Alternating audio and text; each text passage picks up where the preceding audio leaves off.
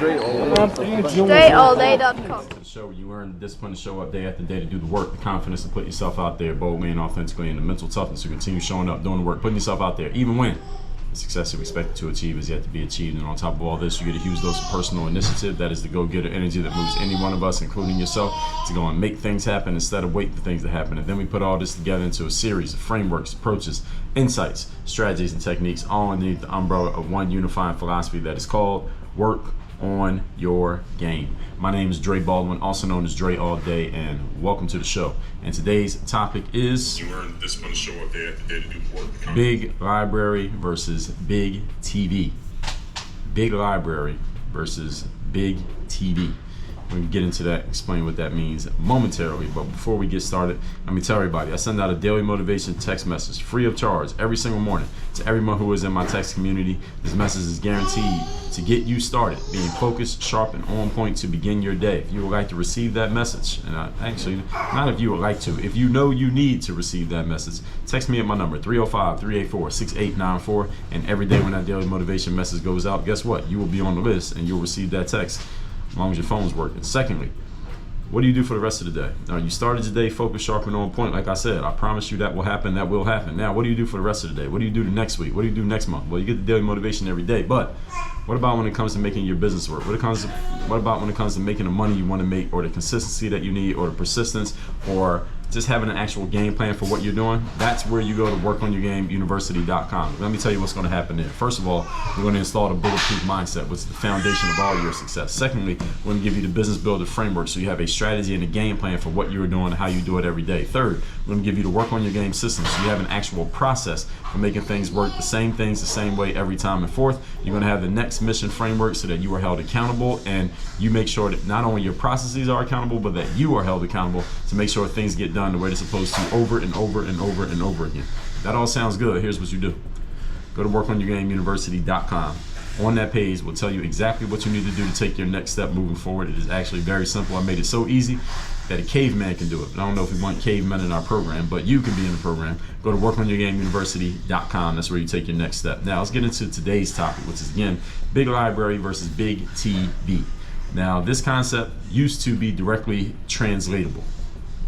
Literally, it used to be directly translatable on a literal level, but these days it is more metaphorical. But it still applies directly to all of us, and I'll explain what this means and how you can think about it, and also how you should use it in today's masterclass. So let's get right to it so that you understand what this means. Point number one, again, the topic once again, big library versus big TV. Now, it used to be said back in the day, and when I say back in the day, I mean like 20 plus years ago. So those of you who are old enough to remember, you probably know this. You're over the age of 35, maybe over the age of 30. Maybe you've heard people say this. If you're over the age of 45, you definitely have heard people say this. But back in the day, they used to say that successful people have big libraries, while unsuccessful people have big televisions. I think I sent this out as a daily motivation text once, and somebody replied and said, well, why not have both? That's a good question. We're going to answer that. The reason why people used to say this is because before we had smartphones, if you wanted to read a book, you needed to actually have the physical book, because there was no other way to read a book. There was no audio books, and there were no digital books. You had to actually physically have the book. If you're watching me on video right now, you see these books behind me on the shelf. Any books you had to have the physical copy of the book that you could hold in your hand. And after you read the book, usually after you read a book, it's not like no trash. You don't throw it away. You keep the book. Keep it in a bookshelf in your home. So people had these really big bookshelves, which we would call the big library. That's the library part, because they would have all these books that they had read, and this is where people spent their leisure time, which is reading books. So they had this big shelf with a bunch of books that they had either read or they were planning to read. On the other hand, the other part of the saying was that less successful people had big televisions, and everybody knows what a television is, right? That's the device that we turn on.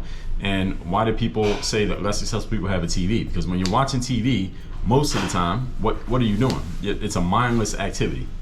Watching TV is mindless activity. You turn your brain to the off switch, and you allow yourself to be entertained for some period of time by the reality show or the movie or whatever it is that you're watching on the, they used to call it the boob tube, or the big screen. That's the TV.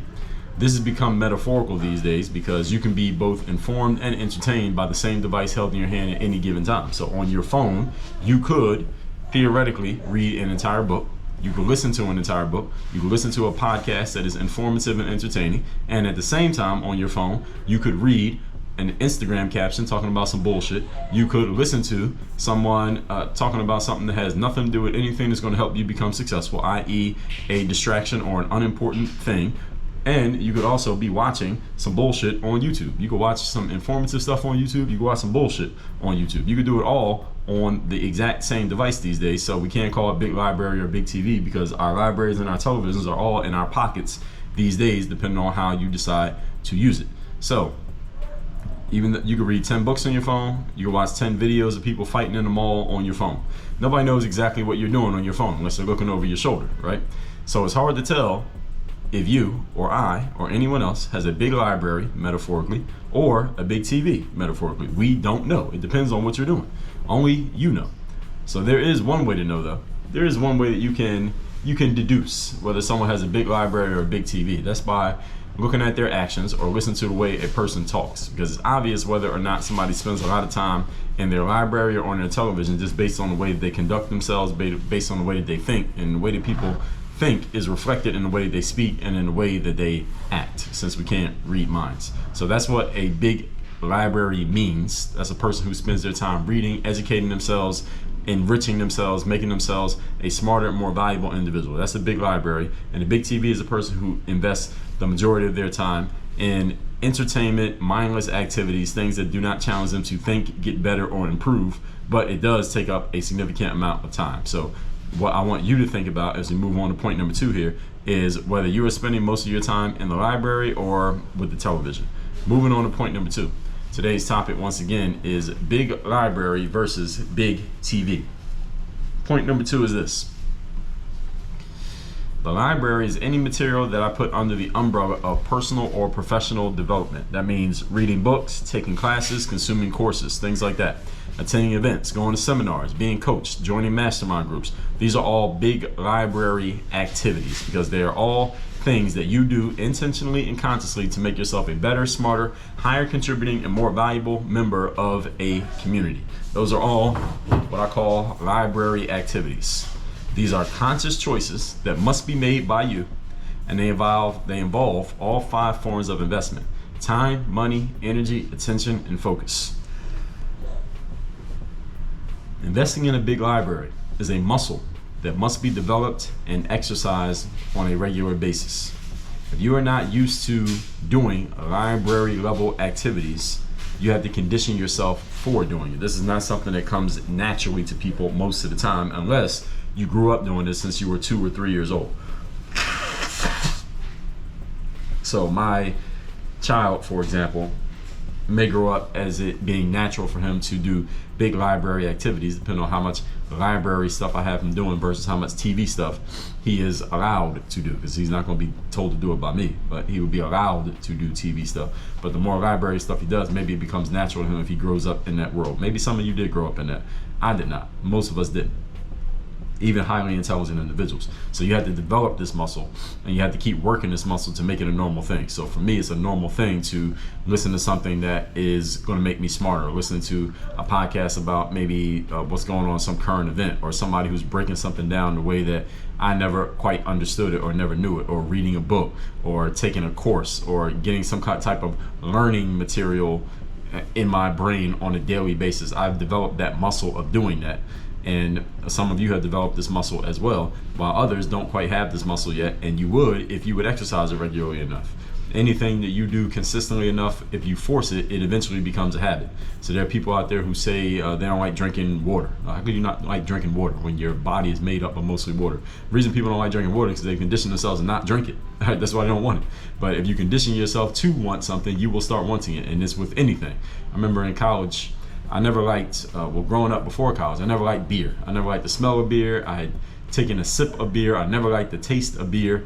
But then once I got to college and we would drink all kinds of cheap liquor on our party nights, which was usually 3 nights a week, I would start to drink some beers. So we would go to frat parties and there'd be beer there. Beer was more easily obtained than liquor.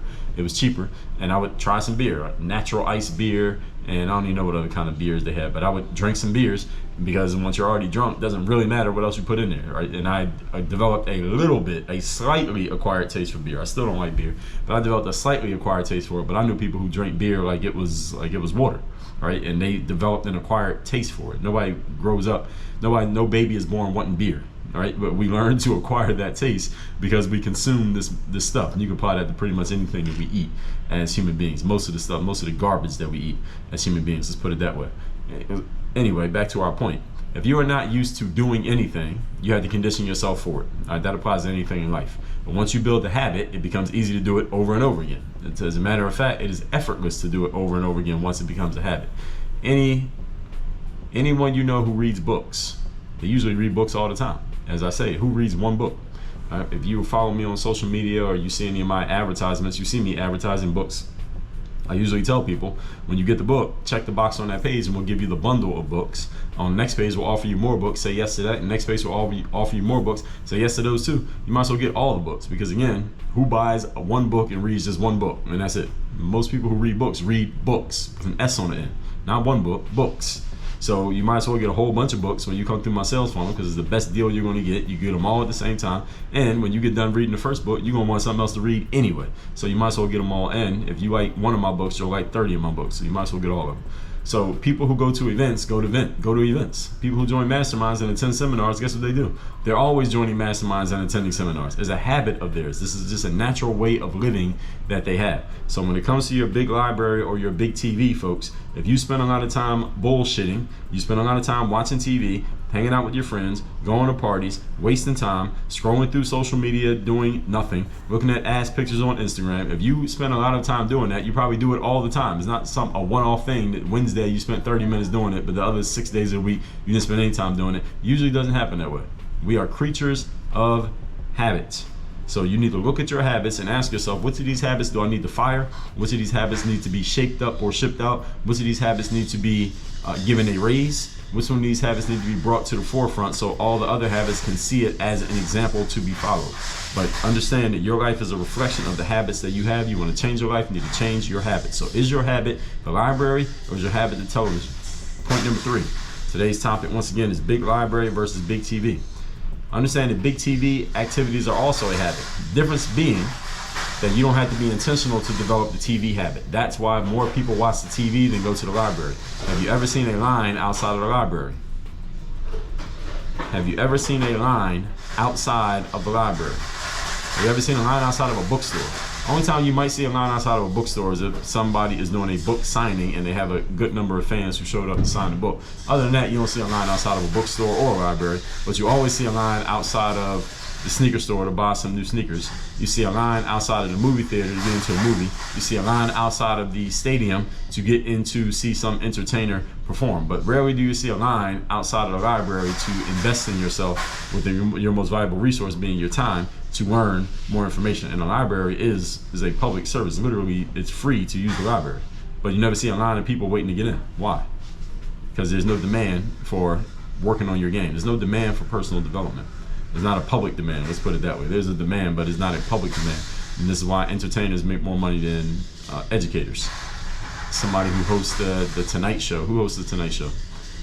Let's say somebody like Conan O'Brien. I don't know what the name of his show is. He makes more money than all the teachers in California put together, probably. Why? Because entertainment has a higher demand on it than education. So the whole point is this: being at the big TV does not require an intention in order for the habit to be developed. It happens on its own. You also have to factor in the fact that human beings are lazy by default. All of us is by default lazy. So anybody who, if you seem to get a lot done, you're highly productive, you're active, you're always moving about, making things happen, and you are the opposite of lazy, that's because you've conditioned yourself to be that. But if you left yourself to your own devices and didn't keep consciously pushing yourself to move and take action and get things done, you would fall into your default space, which is being human. Your default space is to be lazy, is to do nothing, is to conserve energy. We would rather conserve energy and do less, i.e. do nothing, than to use energy. This is all human beings. So any of you who is usually active, you never sit around and do nothing, you're always making things happen, you are going against the grain of your human nature and your human wiring. And understand that brain energy is a form of energy. Brain energy is energy. It's much easier for us to sit back, turn our brains to the off switch, and be entertained through big TV activities than it is to turn our brains to the on switch and allow ourselves to be challenged to think. That means the big library activities like reading a book, taking a course, hiring a coach, joining a mastermind. Because in all those places, what's going to happen? You're going to be challenged to think. You got to think, you got to do things differently, you got to take action, you got to be held accountable, you got to commit to stuff. All that stuff takes mental work. That stuff is work. Is it not? All right, when any of you read books, go to seminars, take courses, have coaches, join masterminds, is work. That's mental work that you do in those places. Now, the outcome can be amazing, and that's no Facebook and Instagram worthy, the outcomes of doing those things, but the actual time that you're in them is actual work, and it's not supposed to be easy. Those things challenge you to mentally think. They make your brain sweat. Your brain perspires when you're in those places. Your brain does not sweat when you're watching TV. There's nothing that's going to come on TV that's going to make you think that hard. And that mental energy, a lot of people don't want to part with that energy. Or it's much easier to not part with that energy. Let's put it that way. It takes no energy to listen to your favorite rapper's new mixtape, or watch some video of people fighting in the mall again, or to watch reality TV of some housewives in some city. That's why entertainment has a much larger audience than education. So the question you just have to ask yourself here is, again, where am I spending my time? Am I in the TV or am I in the library? And then when you answer that question, ask yourself, which one's going to get me where I want to go, the TV or the library? You know the answer to that question. The question is, do you want to answer it? All that said, let's recap today's class, which is big library versus big TV. This used to be a literal translation. Today it's more metaphorical. Point number one, back in the day, people used to say successful people had big libraries. In other words, they read a lot of books, while unsuccessful people had big TVs. In other words, they turn their brains off and watch TV and let the entertainment on TV just put them into a trance-like state where all they're doing is consuming, but they're not thinking, not being challenged to think, and all their time gets sucked up by TV. And TV was happy doing this because television shows make their money from advertisers, the commercials that come on, and when the commercials come on, or brand placements or any kind of product placements that happen in the TV shows, that's how they make their money, and they're able to charge more money based on the number of people who are watching. So the more they can keep you watching and paying attention, the more money they make. Have you heard this before? Yes, you heard it, because you heard me say this when I talked about social media. So you thought TV went away when social media came around. All social media did was replace TV, and it does the exact same thing. It sucks up your time, and based on how much time you spend on it, they charge advertisers and make money. You get nothing, even though you are the product that is being sold. Point number two. The library is any material that I put under the umbrella of personal or professional development. These are things that you do on purpose in order to make yourself a more valuable individual, like reading books, taking classes, consuming courses, going to events, seminars, being coached, joining mastermind groups. These all require time, money, energy, attention, and focus, and they all require you to do some actual mental work even after you have invested in getting into them. This is more work than it takes to watch TV. This is why most people would rather just watch TV. And number three, big TV habits are also a habit. Difference being that you don't have to be intentional to develop the habit of watching TV. TV is scientifically engineered to suck your time and attention away from you without you even thinking about the fact that it's happening. That is the genius of television. So you have to be smart enough to avoid their pull, the magnetic pull of TV, of things that are drawing your attention and energy but not giving you anything back, because again, they are monetizing your time, the most valuable resource you have, and you don't even get a cut. That's what's happening. This is why entertainment has a larger audience than education, because these people are working really, really hard to suck as much time out of you as possible, and for the most part, it's working. This is why social media apps are so valuable and popular. It's why TV is still, to this day, even though social media is a thing, TV is still very valuable and still very popular because of the way that they are engineered. TV is engineered to work on our natural laziness, whereas the library is engineered to work on anyone who makes a conscious choice to move themselves forward. And the first group is much bigger than the second. Question is, which group are you in?